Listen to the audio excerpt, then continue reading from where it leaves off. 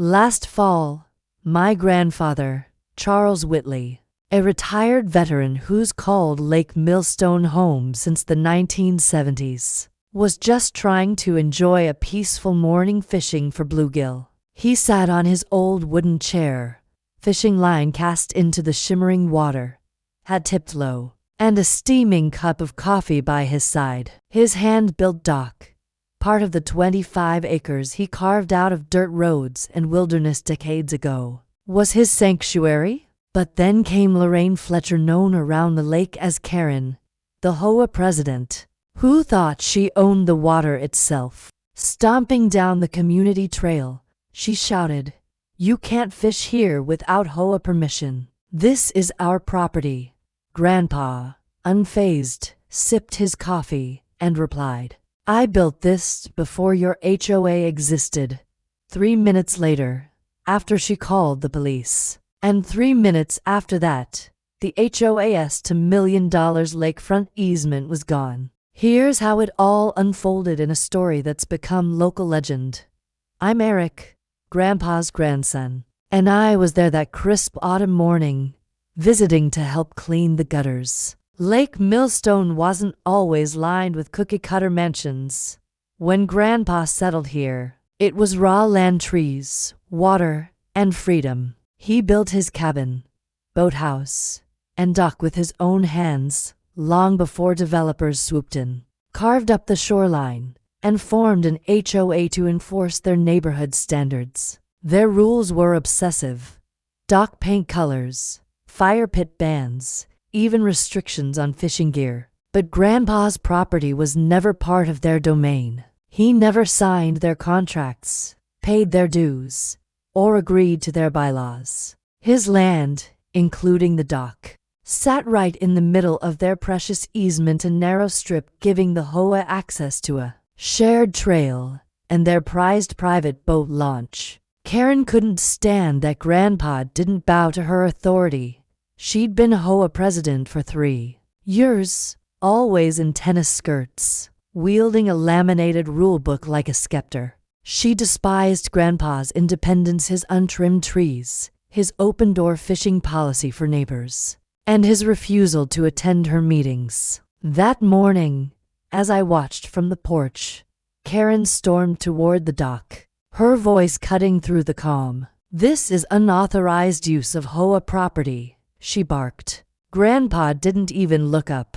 "It's my dock, ma'am," he said coolly. She fired back, "You're trespassing on easement water. You need a permit." Reeling in his line, Grandpa replied, "I've fished here for 40 years. If anyone's trespassing, it's you."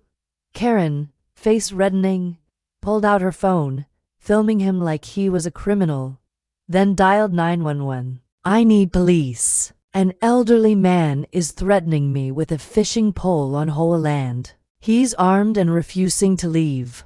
Armed? With a bobber and a cup of worms. I stifled a laugh as Officer Hughes, a young, level-headed cop familiar with the lake's locals, arrived within minutes. Clearly annoyed, he asked, "What's the disturbance, ma'am?" Karen launched into her tale, accusing Grandpa of trespassing and using illegal equipment.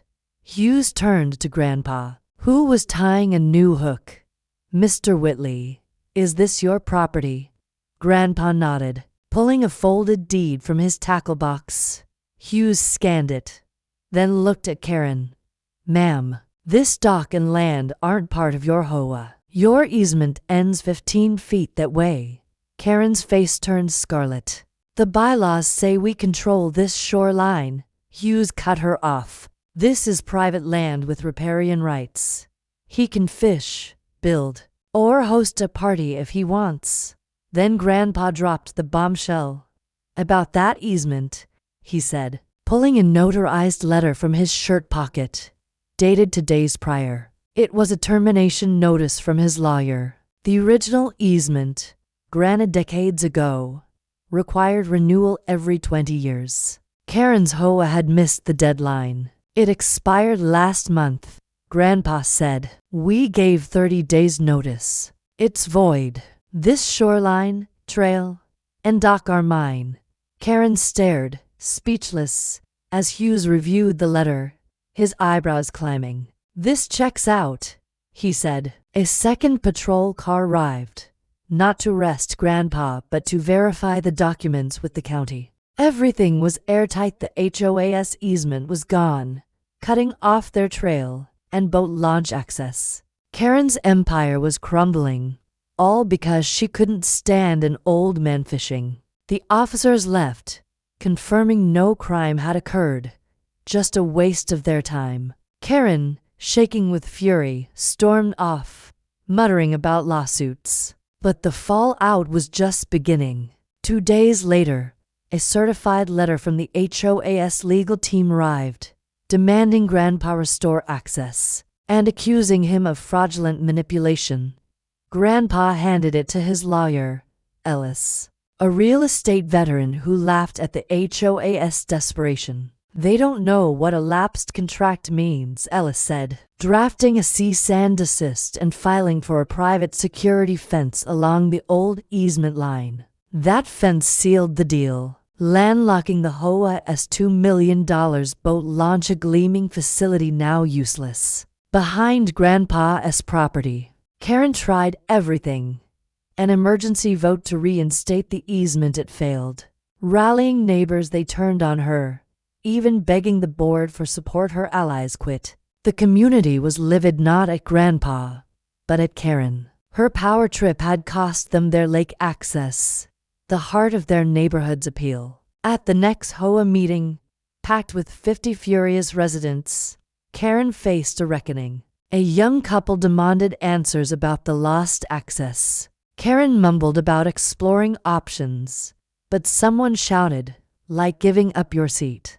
The room erupted. A vote to remove her as president passed 47-0, with 3 abstentions. Karen stormed out, knocking over water cups in her fury. Back at Grandpa's, we sat on the porch, the lake sparkling behind him. Think she'll be back?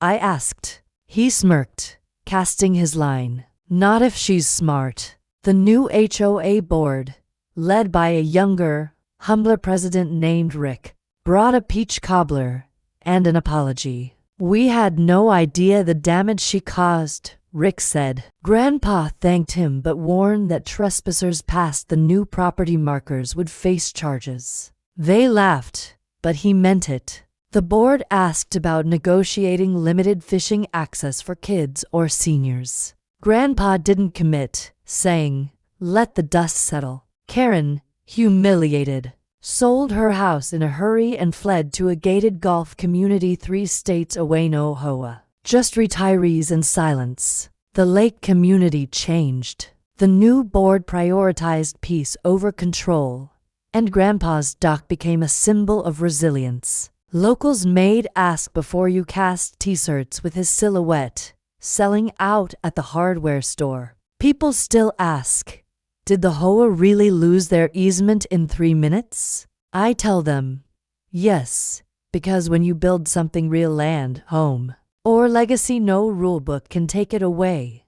Grandpa still fishes every morning, same chair, same hat, same coffee, now with a sign on the dock, private property. Fishermen welcome. Karen's not.